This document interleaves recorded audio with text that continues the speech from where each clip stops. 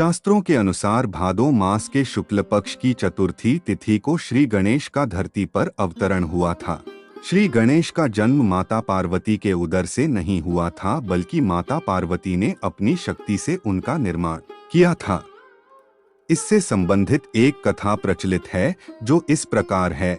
कथा के अनुसार एक बार शिवजी के गण नंदी ने माता पार्वती की आज्ञा पालन में गलती कर दी, जिससे रुष्ट होकर माता पार्वती ने स्वयं एक बालक के निर्माण का निश्चय किया। माता पार्वती ने अपने शरीर के मैल और उबटन से एक पिंड का निर्माण किया और अपनी शक्ति से उसमें प्राण डाल दिए। माता पार्वती ने उससे कहा कि तुम मेरे पुत्र हो, तुम्हारा नाम गणेश है, तुम्हें सिर्फ मेरी ही आज्ञा का पालन करना है और किसी की भी नहीं। अब मैं स्नान करने अंदर जा रही हूँ, ध्यान रहे जब तक मैं स्नान करके वापस नहीं आऊँ कोई भवन के अंदर नहीं आ पाए।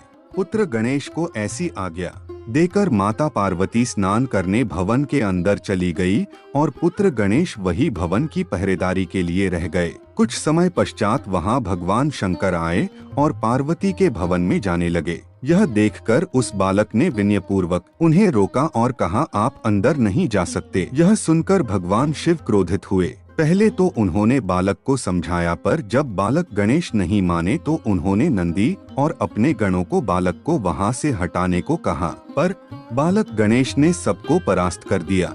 इससे क्रोधित हो भगवान शिव ने हठी बालक का सिर धड़ से अलग कर दिया और भवन के भीतर चले गए। भगवान शिव को क्रोधित देखकर माता पार्वती ने उनसे इसका कारण पूछा। तब भगवान शिव ने उन्हें सारा वृतांत कह सुनाया। यह सुन देवी पार्वती क्रोधित हो विलाप करने लगी। उनकी क्रोधाग्नि से सृष्टि में हाहाकार मच गया।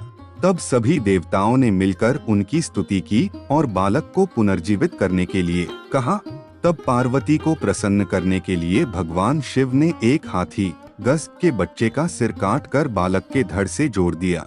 कहते तो यह भी हैं कि भगवान शंकर के कहने पर विष्णु जी एक हाथी गज का सिर काट कर लाए थे और वह सिर उन्होंने उस बालक के धड़ पर रखकर उसे जीवित किया था। भगवान शंकर व अन्य देवताओं ने उस गजमुख बालक को अनेक आशीर्वाद दिए। देवताओं ने गणेश, गणपति, विनायक, विघ्नहर्ता, प्रथम पूज्य आदि कई नामों से उस बालक की स्तुति की। इस प्रकार भगवान गणेश का प्राकट्य हुआ।